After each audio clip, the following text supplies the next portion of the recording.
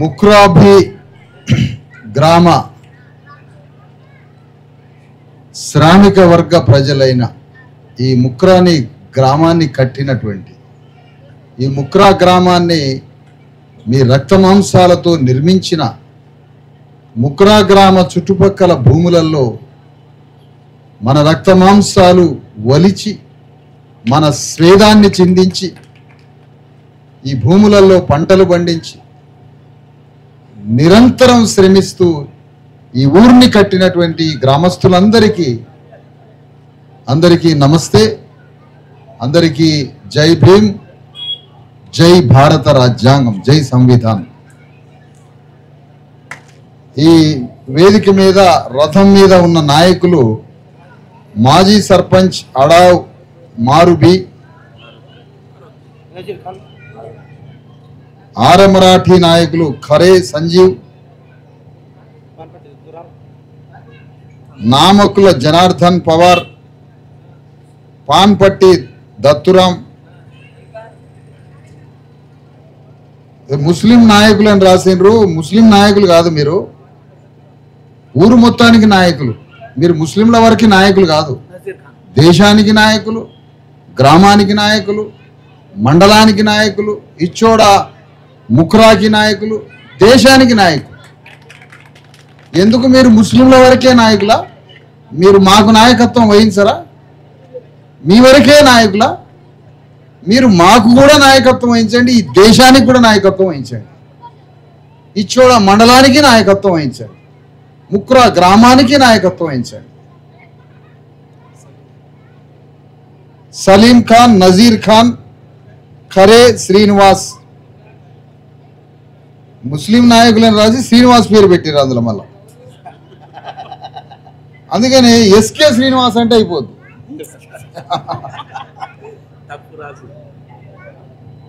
ఇక వీరు ఎస్టీ ఆనంద్ నాయకులు రామచందర్ గారికి, కామె సుభాష్ ఎక్స్ సర్పంచ్ గారికి, మాదిగ సంఘం నాయకులు బారే నరసయ్య గారికి, కలగాని లింగయ్య గారికి, మహమ్మద్ ఖాన్, దేవారాం, శివాజీ, మొత్తానికి పేర్లు ఉన్నాయి, దేవరాజ్ శివాజీ. మరొకసారి అందరికీ నమస్తే. తెలంగాణ గడ్డ మీద 1,00,000 కిలోమీటర్ల మా భూమి రథయాత్ర ఇది. ఈ మా భూమి రథయాత్రని ఆదిలాబాద్ జిల్లా నుండి ఏప్రిల్ 14 అంబేద్కర్ జయంతి రోజు నుండి ఈ రథయాత్ర ప్రారంభించడం జరిగింది. మీరు అనుకోవచ్చు తెలంగాణలో ఎక్కడి నుంచి ప్రారంభించకుండా ఆదిలాబాద్ నుండే ఎందుకు ప్రారంభించారంటే, మీరు మాట్లాడటం బంద్ చేస్తే నా మాటలు అర్థమైంది. ఎందుకంటే ఆదిలాబాద్ జిల్లా తెలంగాణ ముఖ్యమంత్రి కండ్లల్లో ఉందా? ఆదిలాబాద్ జిల్లా ఇచ్చోడ మండలం ఆయన కండ్లల్లో ఉందా? ఆయన దృష్టిలో ఉందా ముక్రా గ్రామం? ఆదిలాబాద్ కలెక్టర్కి ముక్రా గ్రామం ముందు వెనక తెలుసా? ఈ ముక్రా గ్రామం తెలియదు, ప్రధానమంత్రి మోడీకి తెలియదు ముక్రా, ఇచ్చోడ మండలం తెలియదు, ఆదిలాబాద్ జిల్లా తెలియదు. మరి తెలంగాణ రాష్ట్ర ముఖ్యమంత్రికి ఆదిలాబాద్ తెలియదేమో అనుకొని ఈ ఆదిలాబాద్ సమస్యలు, కష్టాలు, కన్నీళ్లు ప్రధానమంత్రికి, ముఖ్యమంత్రికి, జిల్లా కలెక్టర్ దృష్టికి తీసుకుపోవాలని వారి ముగ్గురు కళ్ళు తెరిపించడానికి ఈ రథయాత్రని ఆదిలాబాద్ నుంచి ప్రారంభించిన. ఆదిలాబాద్లో ఏ గ్రామంలో నీళ్లు లేవట, మంచినీళ్ళు లేవు, ఏ గ్రామంలో రోడ్లు లేవు, ఎవరికీ సరి అయిన ఇండ్లు లేవు, ఎవరి చేతికి పని లేదు, సరి అయిన పని. ఎక్కడా మంచి స్కూల్ లేదు, ఎక్కడా మంచి హాస్పిటల్ లేదు, ఎవరు చేసుకోవడానికి భూమి లేదు, మనుషుల రూపంలో మనుషులుగానే లేవు మనం. అసలు భయంకరమైన కాయాకష్టం చేయడం, భయంకరమైన కాయాకష్టం చేయడం, రక్తం చిందించడం, ఇంటికి తీసుకుపోయే 500ల ఇంటికి పోకముందే అడ్డం కాసుకొని ఉంటుంది గవర్నమెంట్. గవర్నమెంట్ ఏం పని చేస్తుంది అనుకుంటారు చెప్పండి? ఈ రాష్ట్ర ప్రభుత్వం ఏం పని చేస్తుంది అది చెప్పండి? నువ్వంటే కూలి పనికి పోతావు, నువ్వు ఉద్యోగం చేస్తావు, నువ్వు సుతారు పనికి పోతావు, ఇట్లా తలా ఒక పని ఉంది. మరి గవర్నమెంట్ ఏం చేసింది? సారా అమ్ముకుంటుంది. సారా గవర్నమెంట్ ఏం పని చేస్తుంది? సారా అమ్ముకుంటుంది. వైన్ షాపులు పెట్టింది గవర్నమెంటే. మనం సంపాదించిన 500లో 100 రూపాయలు సారా కట్టాలట. అట్లా ఈ ఆదిలాబాద్ జిల్లాలో ఏ గ్రామం పోయినా దుఃఖమే, ఏ గ్రామం పోయినా కన్నీళ్ళే, కష్టాలే. మరి ఇలాంటి ఆదిలాబాద్ జిల్లాని, ఇంత భయంకరమైన సమస్యలున్న ఈ ఆదిలాబాద్ జిల్లాని ఈ ప్రపంచం ముందు వీరి కన్నీళ్ళని, కష్టాలని, వ్యధలని, బాధల్ని ప్రపంచానికి చూపిస్తూ 28 రోజుల నుంచి ఈ యాత్ర సాగుతూ సాగుతూ ముఖ్రా గ్రామానికి వచ్చిందని తెలియజేస్తుంది. ఈ గ్రామంలో జనాభా 500. మరి 500 జనాభానా 500 ఇండ్ల అనేది మన పెద్ద మనిషి పెద్ద ఆయన మనకి ఇండ్లు అని రాయలే, జనాభా అని రాసిండు. పాపం ఎందుకు రాసిండో మనకు తెలియదు. ఇండ్లు 500, ఎందుకంటే కింద మరాఠాల 150 ఇండ్లు, మాదిగలు 15 ఇండ్లు, మహర్లు 15 ఇండ్లు, ముస్లింలు 150 ఇండ్లు. అందొక్క కులం పేరు అది 25 ఇండ్లు. ఎస్టీ ప్రభావం మరాఠీలు. అయ్యా నేను అడుగుతున్నా, 500 ఇండ్లు ఉన్నాయి ఈ ఊర్లో, మరాఠాలే 150 ఇండ్లు ఉన్నాయి, మాదిగలు 15 ఇండ్లు ఉన్నాయి, ముస్లింలు 150 ఇండ్లు ఉన్నాయి. మరి కులగణన అని అందరినీ లెక్క పెట్టింది ఈ రాజ్యం. రాహుల్ గాంధీ లెక్క పెడతానంటాడు, రేవంత్ రెడ్డి లెక్క పెట్టిండు, బీజేపీ లెక్క పెడతానని చెప్తుంది. మరి లెక్క పెట్టిన తర్వాత ఈ దేశంలో ఆస్తి పంచిర్రా మాకు, ఈ దేశంలో భూమి పంచిర్రా మాకు, ఈ గవర్నమెంట్ని మనకి పంచిన్రా, ఈ రాజ్యాన్ని పంచిన్రా, భూమిని పంచిన్రా, సంపదను పంచిన్రా, ఏం పంచిండ్రు మాకు? ఏమి పంచలే. మరి ఎందుకు లెక్క పెట్టినట్టు మమ్మల్ని? అంటే మమ్మల్ని ఐడెంటిఫికేషన్ చేసి జనం ఇంతమంది ఉన్నారు కాబట్టి వీళ్ళని ఎట్లా మాయ చేయాలా, ఎట్లా వీళ్ళ మతలబు చెప్పాలి, వీళ్ళ కథలు ఎట్లా చెప్పాలనే దానికోసం లెక్క పెట్టిండ్రా? దేనికోసం లెక్క పెట్టిండ్రు మమ్మల్ని? లెక్క పెట్టి కూడా దాదాపు చాలా నెలలైంది, ఒక 4 నెలలు అయింది. మరి బీజేపీ లెక్క పెడతానని చెప్తుంది. ఏమో లెక్క పెడతానంది? కులగణన చేస్తాము, అందరి యొక్క కులాలు ఎంతమంది ఉన్నారో, మతాలు ఎంతమంది ఉన్నారో అందరినీ లెక్క పెడతామని చెప్తున్నారు. నేను అడుగుతున్నాను, రాహుల్ గాంధీని కానీ బీజేపీని కానీ మనం ఏమడుగుతున్నామంటే, ఎందుకు లెక్క పెడతారు మీరు? లెక్క పెట్టేది దేనికి? అందులో ఒక మాట రాయండి, ఈ దేశంలో 100 కోట్ల ఎకరాల భూమి ఉంది, ఆ భూమిని మీ అందరికీ పంచడానికే మిమ్మల్ని లెక్క పెడుతున్నాం అని బీజేపీ రాహుల్ గాంధీ ఎందుకు చెప్పట్లేదు? ఈ దేశంలో సంపద ఉన్నది, లక్షల కోట్ల రూపాయల ధనం ఉంది, ఇదంతా మీకు పంచి పెడతాం అందుకోసమే లెక్క పెడుతున్నాం అని చెప్పిందా? లేదు. మరి దేనికి లెక్క పెడతావు నువ్వు మమ్మల్ని? ఆ కారణం చెప్పాలి మాకు.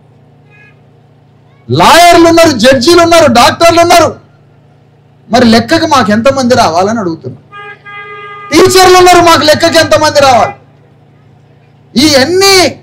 ఈ దేశంలో ఉన్న న్యాయమూర్తులు, ఈ దేశంలో ఉన్న సినిమా యాక్టర్లు, ఈ దేశంలో ఉన్న జర్నలిస్ట్ ఎడిటర్లు, ఈ దేశంలో ఉన్న సర్వ విభాగాలలో మా అందరికీ సమాన వాటా ఇస్తావా? అదే సమయంలో మేము పొద్దున్నే కూలి పనికి పోతాం అడ్డాకాడ. ఈ అడ్డాలో బీసీఎస్సీ ఎస్టీలు తప్ప ఎవరు ఉండరు. రెడ్డిస్ ఉంటారా టిఫిన్ పట్టుకొని పొద్దున్నే కూలి పని చేయడానికి? భూమిలో పని చేయడానికి రెడ్డిరావు పటేళ్ళు ఉంటారా? ఉండరు. ఈ కులగణన చేసి వాళ్ళని కూడా మా దాంట్లో పెట్టండి కూలి పనికి, వాళ్ళలో పేదలు ఉంటే. మున్సిపాలిటీలో రోడ్లు ఉడిచేట వాళ్ళు ఉన్నారు, ఆ రోడ్లు ఉడిచే దాంట్లో కూడా రెడ్లని, రావుల్ని, కరణాలని వీళ్ళని అందులో పెట్టండి. భూమి సంపద రాజ్యంలో మమ్మల్ని తీసుకుపోయి అందులో పెట్టండి. ఎవరిని ఎందులో పెట్టడానికి మమ్మల్ని లెక్క పెడుతున్నావు అది చెప్పాలి. ఇక్కడ బీసీఎస్సీ ఎస్టీ అంటారు, మరి మా గురించి చెప్పట్లేదు ఏందని ముస్లింలు తుర్కోళ్ళు గ్రామీణ భాష అనుకోవచ్చు. నేనేమంటానంటే మైనారిటీలు అనను. నేను ముస్లింలని సాయిబుల్ని మైనారిటీలను అనను. మైనారిటీలు అంటే తక్కువ జాతి, మైనారిటీలు అంటే చిన్నవాళ్ళు, మైనారిటీలు అంటే అల్పులు. ఈ పదము తప్పు. ఈ పదం మనం మాట్లాడొద్దు. మైనారిటీలను ఎవరిని అనాలి? 15% ఉన్న ముస్లింలు అనాలనా, 4% ఉన్న రెడ్లను అనాలనా, 1% లేని వెలమదోరులను అనాలనా? కేసీఆర్ కులాన్ని ఎవరిని అనాలి మైనారిటీలని? ముస్లింలు మైనారిటీలు కాదు, మెజారిటీలు, మైనారిటీలు కాదు. అందుకని వారిని ఏమనాలి? మెజారిటీలను.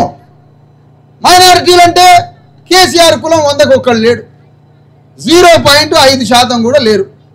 వాళ్ళని అనరాదు మైనారిటీ అని. రెడ్డిస్ రేవంత్ రెడ్డి 100కి 4 లేరు.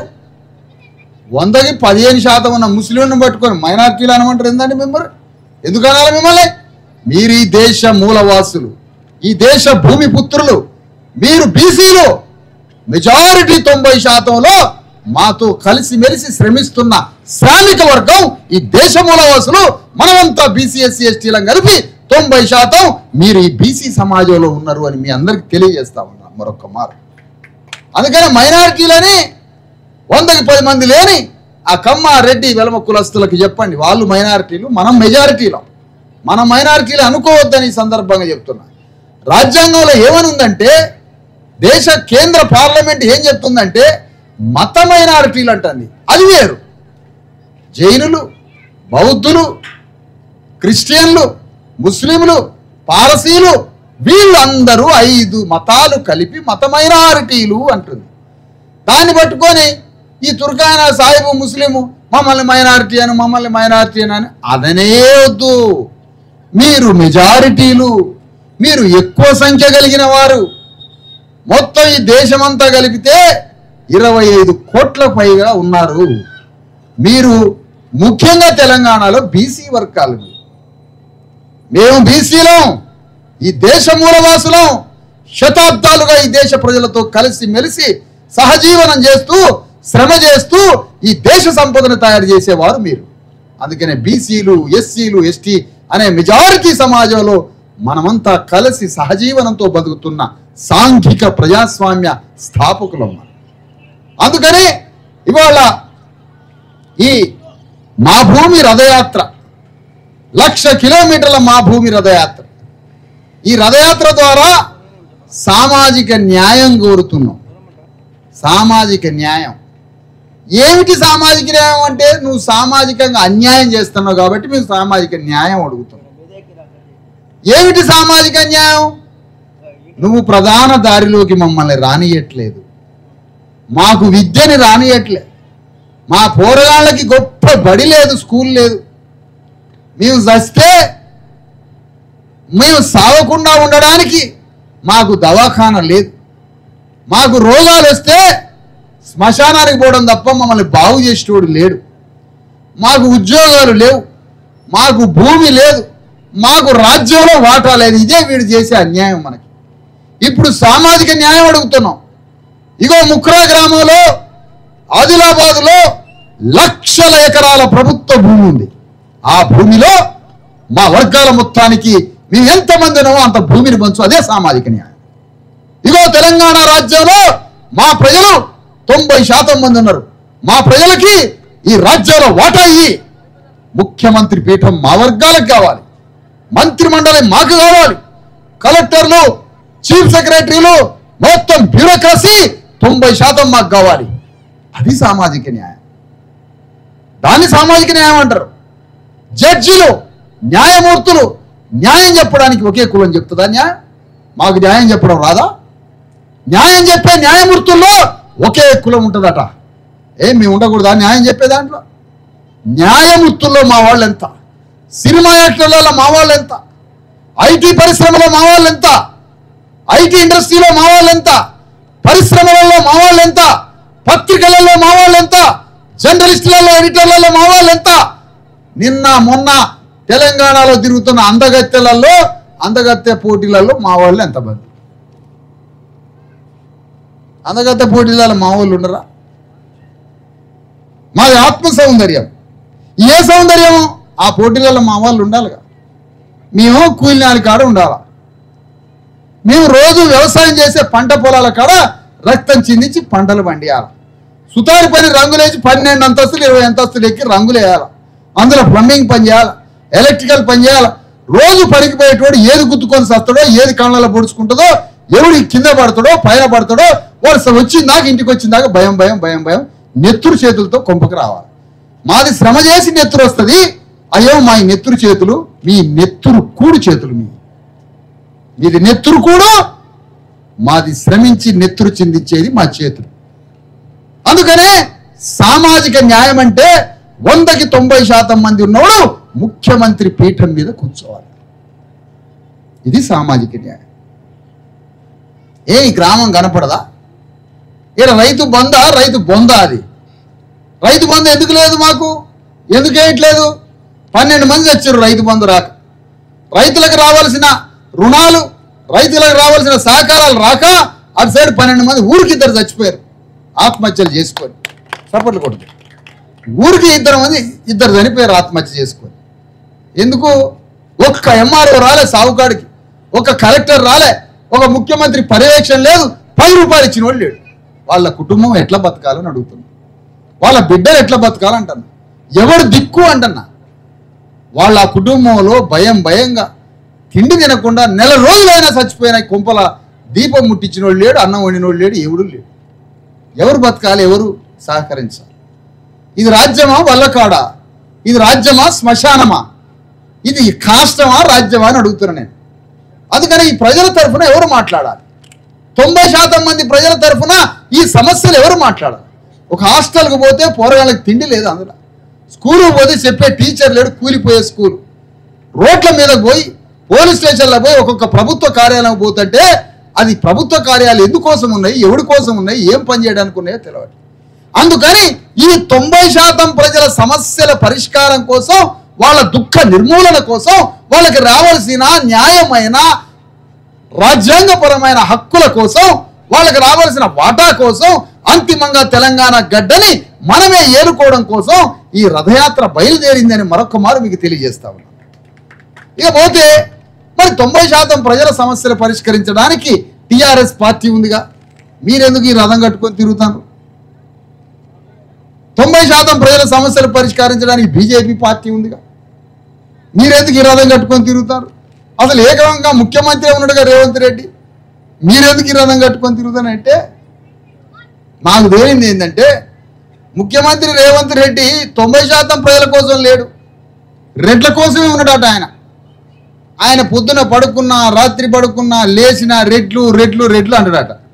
రెడ్ల కోసమే ఆయన ఉన్నాడు. అదే ఆయన సామాజిక రెడ్డి న్యాయం. ఆయన కేసీఆర్ ఉన్నాడు, మొన్న 20 లక్షల మందితో సభ పెట్టిండు. రాజ్యం వస్తుంది మాకు త్వరలో అంటాడు, గవర్నమెంట్ వస్తుందట. మనం అడుగుదాం ముఖ్రా గ్రామం నుంచి, ఆ వచ్చే గవర్నమెంటు మా బీసీఎస్సీ ఎస్టీ చేతిలో పెడతావా, వెలమూల రాజ్యాల దగ్గరే ఉంచుకుంటావా? ఎవరికి ఇస్తావు వచ్చిన గవర్నమెంటు? ఆ వచ్చే గవర్నమెంట్ మా చేతిలో పెడతావా? పెట్టవాట. ఎందుకు పెట్టావు? వచ్చే గవర్నమెంట్ మా చేతిలో పెట్టవు, కానీ ఆ గవర్నమెంట్కి మాత్రం మనం ఓట్లు వేయాలట. ఇదేమి న్యాయం అండి? ఇది ఎక్కడ న్యాయం? మా అందరి ఓట్లు నీకేయాలి. మా ఓట్ల ద్వారా వచ్చిన ప్రభుత్వం మాత్రం వెలమదొరల చేతిలో ఉండాలి. ఇదే న్యాయం తల్లి? నువ్వు చెప్పాలి మరి. ఇది ఎక్కడ న్యాయం? మీ భూమిలో మేము పనిచేయాలి, మాకు భూమి రావద్దు. మీరు కట్టే భవనాలలో మేము పనిచేయాలి, ఆ భవనాలు మా చేతికి రావద్దు. రోడ్లు వేయాలి, రైలు కట్టలు వేయాలి, మొత్తం పెద్ద ప్రాజెక్టులు కట్టాలి, మీ భూములలో పనిచేయాలి, భవనాలు కట్టాలి, మొత్తం దేశ నిర్మాణం చేసి మీ చేతిలో పెట్టాలి. మీకు ఓట్లు వేసి రాజ్యాన్ని మీ చేతిలో పెట్టాలి, ట్యాక్సులు కట్టి మీ రాజ్యానికి పన్నులు కట్టాలి, కానీ రాజ్యం మాత్రం మీ చేతుల్లోనే ఉంటుందా? మాకు ఇయ్యాలదాన్ని? ఏమి న్యాయం ఇది? ఇది ఎక్కడి న్యాయం? ఇగో అందుకోసమే రాబోయే ప్రభుత్వం వెలమ రాజ్యం ఉంటున్నాడు, దానికి మనం ఉండకూడదట. బీజేపీ పార్టీ ద్వారా వచ్చే రాజ్యం అగ్రకులాల చేతిలోనే ఉంటుందట, మన చేతిలో ఉండదట. ఆ రాజ్యం మన చేతిలో ఉండదు. కాంగ్రెస్ పార్టీ చేతి నుంచి వచ్చిన రాజ్యం రెడ్ల చేతిలో ఉంటుంది, టీఆర్ఎస్ నుంచి వచ్చిన రాజ్యం వెలమల చేతిలో ఉంటుంది. మరి మనం ఎందుకు చేయాలా? వాళ్ళకు ఓట్లు వేయాలి మనం.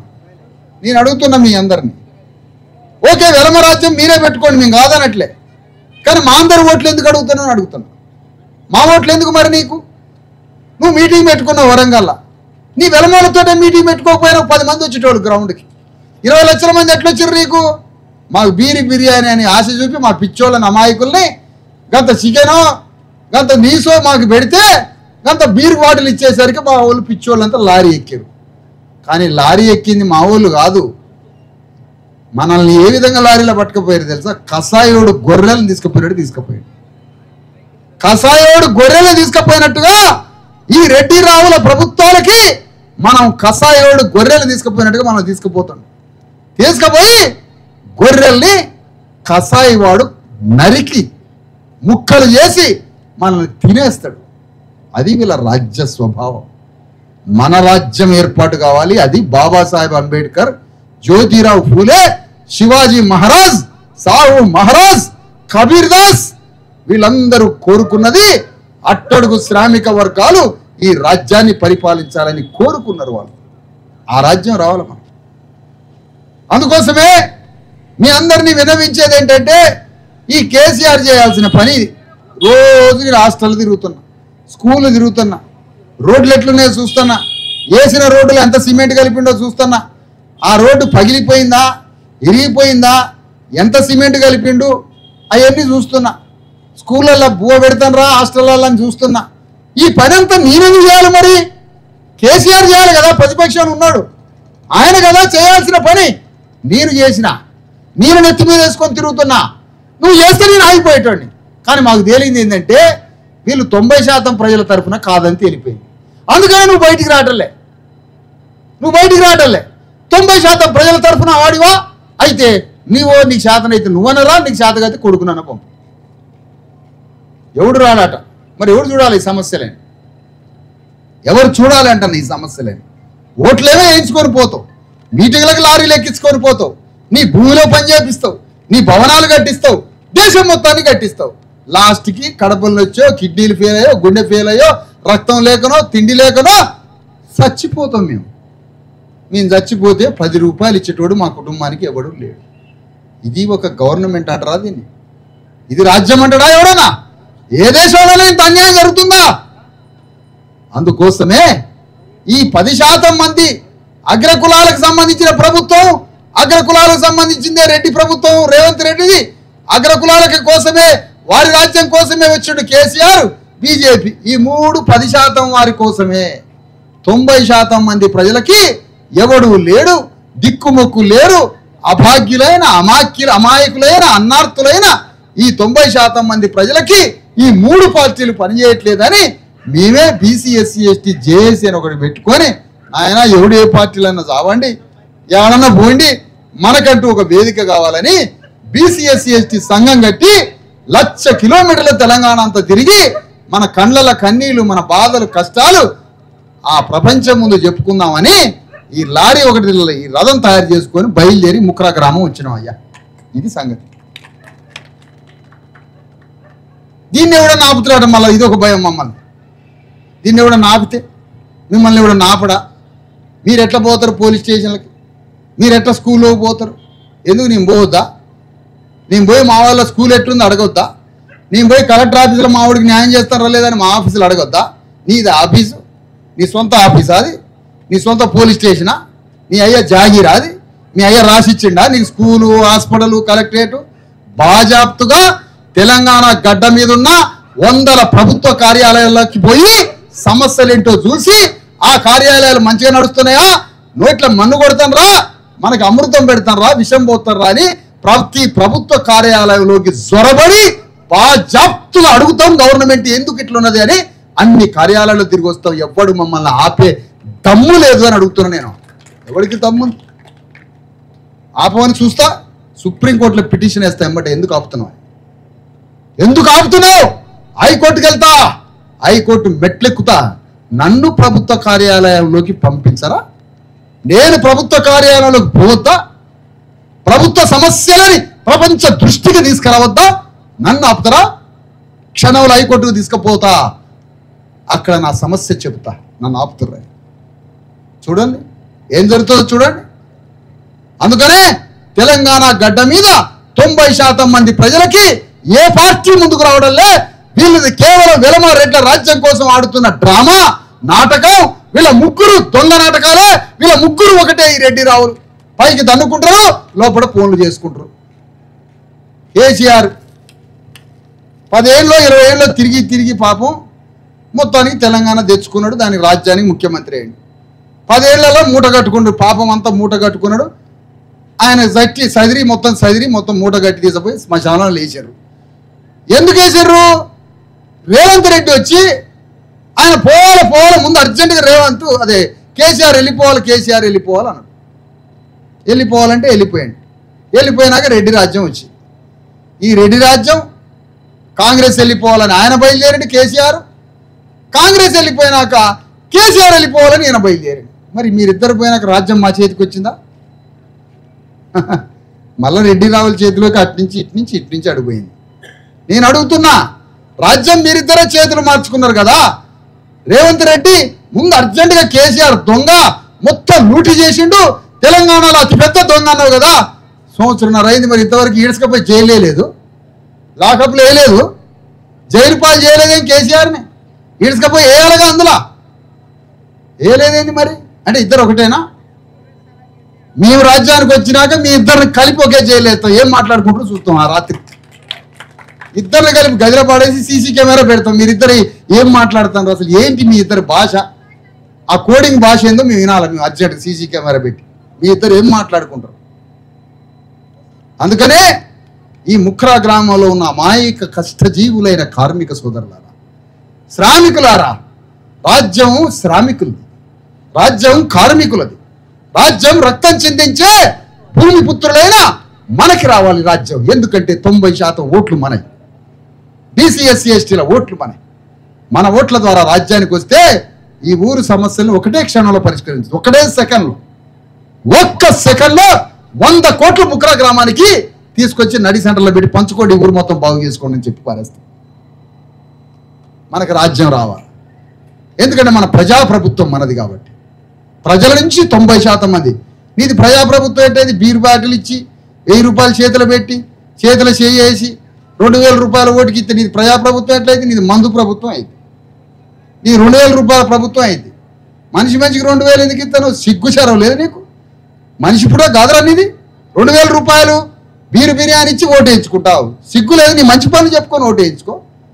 నీకైనా మంచి చరిత్ర ఉంటే, నీ బతుకు ఒక చరిత్ర ఉంటే నువ్వు మంచి పని చెప్పుకోవాలా, బాజాప్తుగా గంభీరంగా ఓటు అడుక్కోవాలా. చేతిలో 2000 పెట్టడం, చేతిలో కోట్ర సీసాలు పంచడం దేనికి? నువ్వు బేకు బతుకు అనరు దాన్ని, హౌలగాడి బతుకలు అనరు దాన్ని. అందుకనే నువ్వు 2000 ఇవ్వద్దు. నువ్వు 2000 ఇచ్చినట్టు పచ్చి లంగగాడు అని అర్థం, లుచ్చా లఫంగాడు అని అర్థం. 2000 ఇచ్చినట్టు న్యాయంగా ఇగో ఈ ఊరికి ముఖ్రా గ్రామానికి, ఇగో ఆదిలాబాద్ జిల్లాకి ఇన్ని వేల కోట్ల రూపాయలు ఇచ్చి ఈ జిల్లాని బాగు చేసినా కాబట్టి ఒక్క పైసా మీకు ఇయ్యను, వేస్తే ఏంటి ఓటు, లేకపోతే లేదని చెప్పు. అది మంచి మనిషి యొక్క లక్షణం అంట. లఫంగి లుచ్చగాళ్ళది ఏముంటుంది? 2000 రూపాయలు ఇచ్చినట్టు వాడు లుచ్చాలో నంబర్ 1 అర్థం, గుర్తుపెట్టుకో. లఫంగి గాళ్ళల్లో లుచ్చగాళ్ళలో నంబర్ 1 అర్థం. వాడు 2000 ఇచ్చి కోట్ర సీసాలు పంచిండండి. అందుకనే రేపు మన బీసీ ఎస్సీ ఎస్టీ చేసి తెలంగాణ గడ్డ మీద ఒకటే అడుగుతున్నాం. మనం శాఖలోళ్ళు ఎంతమంది ఉన్నారు అసెంబ్లీలో? ఎమ్మెల్యేలు. విశ్వకర్మలో ఎంతమంది ఉన్నారు? విశ్వబ్రాహ్మణులు అసెంబ్లీలో. మంగళోళ్ళు ఎంతమంది ఉన్నారు అసెంబ్లీలో? గొల్లోళ్ళు ఎంతమంది ఉన్నారు అసెంబ్లీలో? గౌన్లోళ్ళు అసెంబ్లీలో ఎంతమంది ఉన్నారు? ముదిరాజుల అసెంబ్లీలో ఎంతమంది ఉన్నారు? పద్మశాలుల అసెంబ్లీలో ఎంతమంది ఉన్నారు?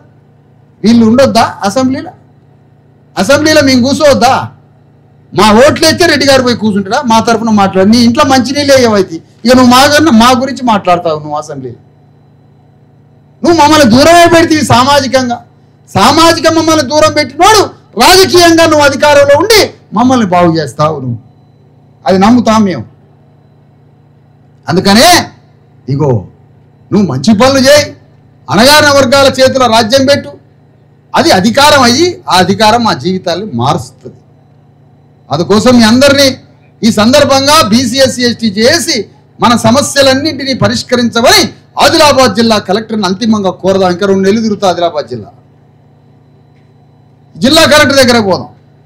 ఈ కాగితాలన్నీ తీసుకుపోదాం ఆదిలాబాద్ జిల్లా కలెక్టర్కి ఇచ్చి, అయ్యా మా ఊరి సమస్యలు నువ్వు రావాలయ్యా ముక్కురా గ్రామానికని కలెక్టర్ని అడుగుతాం. రోజు ఒక 4 ఊర్లు పెట్టుకున్నా అయిపోద్ది కదా జిల్లా నువ్వు ఉన్న కాలంలో. ఎవరింట్లో నా కన్నీళ్ళు ఉన్నాయా? ఎవరింట్లో నా పీనిగెళ్ళిందా? దిక్కుమొక్కు లేని ఇల్లు ఉందా? ఇల్లు గాలి దుమారాలకు ఇచ్చు ఇల్లు ఎగిరిపోయే ఇల్లు ఉన్నాయి. ఆ ఇల్లు చూసినావా? ఏ ఇల్లు చూసినావు నువ్వు? మా పని కన్నా ఇంకా నీకేముంది పని? పెద్ద పని. నువ్వు మాకు సేవ చేయమనే భారత ప్రభుత్వం నిన్ను పంపింది. మరి నువ్వు వచ్చి మమ్మల్ని చూడాలి కదా. అందుకనే కలెక్టర్ దగ్గరికి నువ్వు రాలేదు కాబట్టి మేమే వస్తాం. మాకు నువ్వంటే రాలే మా ఊరికి. మేము నీ దగ్గరకు వస్తాం తలుపు తీసి మమ్మల్ని కూర్చోబెట్టి ఆటలు పోయమంటున్నావా? మేమన్నా బగార బువ్వ పెట్టమంటున్నావా? లోపలికి పిలిచి మంచినీళ్ళు ఇచ్చి మా కాగితాలలో ఏం సమస్యలు ఉన్నాయో చూడు. సమస్యలు చెబుతున్నాయి. హృదయం ఉంటే పరిష్కారం చేయి. నీ దగ్గర పైసలు ఉంటే పరిష్కారం చేయి. పైసలు లేకపోయినా పంచాయతీ పెట్టి పరిష్కారం చేయి. పైసలు లేకపోతే ప్రభుత్వానికి రాయి. ప్రభుత్వం నుంచి నీకు కావాల్సినవి తెప్పించుకో. ముక్కరా గ్రామాన్ని బాగు చేయి. ఇది అడగడానికి కలెక్టర్ దగ్గరికి పోతున్నాం. మరి కలెక్టర్ దగ్గరికి పోయేటప్పుడు ఈడ ముత్త కాగితం ఇస్తే ఏమొచ్చింది నాకు? ఈ కాగితంతో పాటు మీరు కూడా రాండి. అందరం కలిసి ఒక్కరోజు అడుగుదాం. ప్రతిరోజు మన కుటుంబం కోసం బతుకుతున్నాం. ఒక్కరోజు సమాజం కోసం, రాజ్యం కోసం, మనందరి కోసం, మన బిడ్డల జాతి భవిష్యత్తు కోసం అడుగుదారా. ఈ కాగితాలన్నీ రాష్ట్రమంతా 3.5 సంవత్సరాలు ఈ రథం వేసుకొని తిరుగుతున్నా. లక్షల కాగితాలు వస్తాయి. ఇవన్నీ నాకు తెలుసు. ఇప్పటికే ఒక పెద్ద వందల వేల కాగితాలు వచ్చినాయి. ఈ కాగితాలన్నీ 5-6 లారీల కాగితాలు అయితే ఈ కాగితాలన్నీ తీసుకొని పోతారు రేవంత్ రెడ్డి దగ్గరికి. లాస్ట్కి 3.5 ఏళ్ళకి అయ్యా 4 లారీల కాగితాలు వచ్చినాయి, ఈ పరిష్కారం చేయి ఈ సమస్యలన్నీ అని అడుగుతా. నేను చేయను అంటాడు. నేను చేయను అని అంటే ఈ కాగితాలకే మరి ఈ కాగితాలన్నీ నీ దగ్గర తీసుకుపోయినావు, నీ దగ్గర తీసుకొచ్చినావు, నువ్వు పరిష్కరిస్తావా లేదా అని కాంగ్రెస్ ప్రభుత్వాన్ని అడుగుదాం.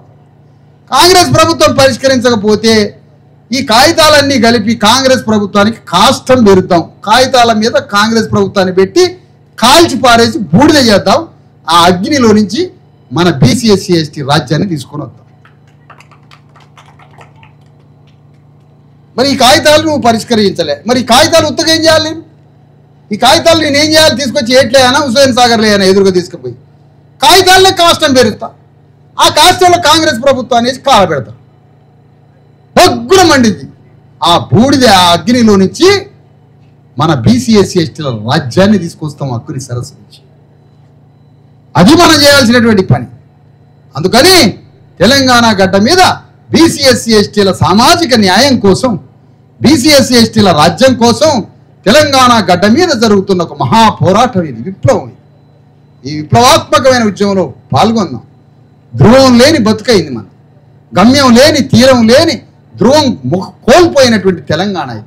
మనం ఎక్కడికి చేరాలనో, ఏ పోరాటం చేయాలనో, ఏ తీరం చేరాలనో, ఏ యుద్ధం చేయాలనో తెలవని దుస్థితిలో ఉన్నాం మనం. బీసీ ఎస్సీ ఎస్టీల అంతా తెలంగాణ ఉద్యమంలో పాల్గొన్నాం. బీసీ ఎస్సీ ఎస్టీ కళాకారులు, బీసీ ఎస్సీ ఎస్టీ మేధావులు, బీసీ ఎస్సీ ఎస్టీ డాక్టర్లు, బీసీ ఎస్సీ ఎస్టీలో ఉన్న అపర మేధావులు, బుద్ధిజీవులంతా తెలంగాణ ఉద్యమంలో పాల్గొనడం అంటే దాని అర్థం తెలంగాణ దానంతటది ఆత్మహత్య చేసుకుందని అర్థం. ఎందుకు? బీసీ ఎస్సీ ఎస్టీలు పాల్గొనాల్సింది తెలంగాణ ఉద్యమంలో కాదు, తెలంగాణలో మన రాజ్యాన్ని స్థాపించే ఉద్యమంలో పాల్గొనాలి. ఎందుకు? తెలంగాణ ఉద్యమం చేస్తే తెలంగాణ రాజ్యం వచ్చాక తీసుకుపోయి వెలమరెడ్డి వాళ్ళ చేతిలో పెట్టి, ఓ మా దొర ఇట్లా అన్యాయం చేసిండు, కేసీఆర్ మమ్మల్ని ముంచిండు.